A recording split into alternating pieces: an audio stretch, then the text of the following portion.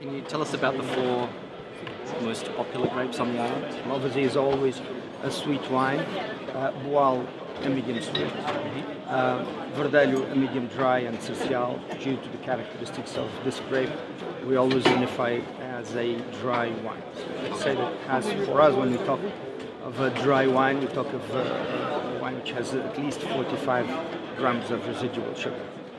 Tinta Negra produces 85% of what we have on the island. So we produce in four different styles: dry, medium sweet, and sweet.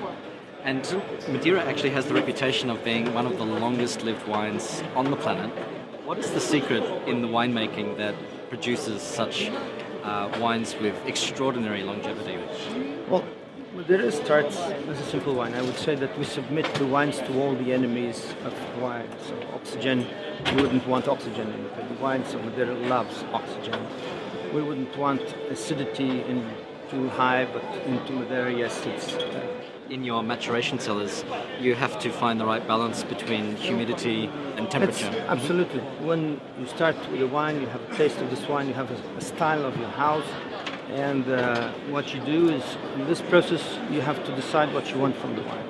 If you want to use more water, or if you want to use more volatiles, or sort of saying alcohol. So it depends. The barrel itself acts as a membrane of a cell. So you lose water, you lose alcohol, depending where the wine is. So it is a process of decision. There is also a process of blending. So this is the art of blending and the art of decisions. When we talk about vintages, we go through the art of decision. So decide with the wine what we want to achieve. On the other side, when we have the blend depends always from the style of the winemaker, the style of the house, and the old wines that you have in your house. So this is a continuous work in order to enrich the wines that you have in your house and to make a blend which will represent the same style, your house, and what you do. We have here your 20-year-old Madeira Verdelho. I struggle to describe this. It's a beautiful wine, very, very complex and rich.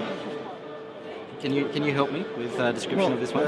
I'm a fan of Verdelho, especially because in our vineyard, we are the single house in Madeira which has vineyards from eucalyptus. So you have this note of at the end in your nose, and at the end you have a touch of that eucalyptus, which influences a lot the grapes.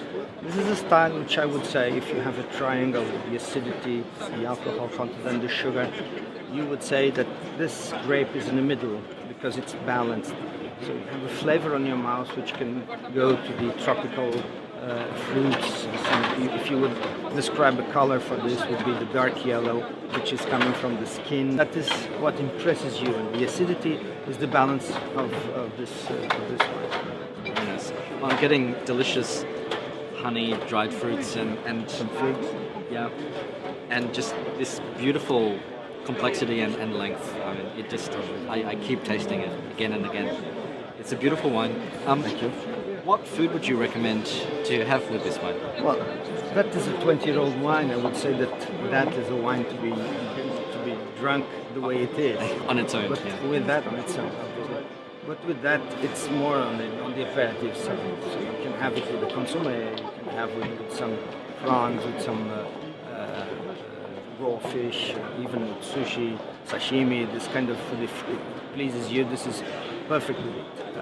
In China, we have some good experiences with it because there's the crab season in November. Okay.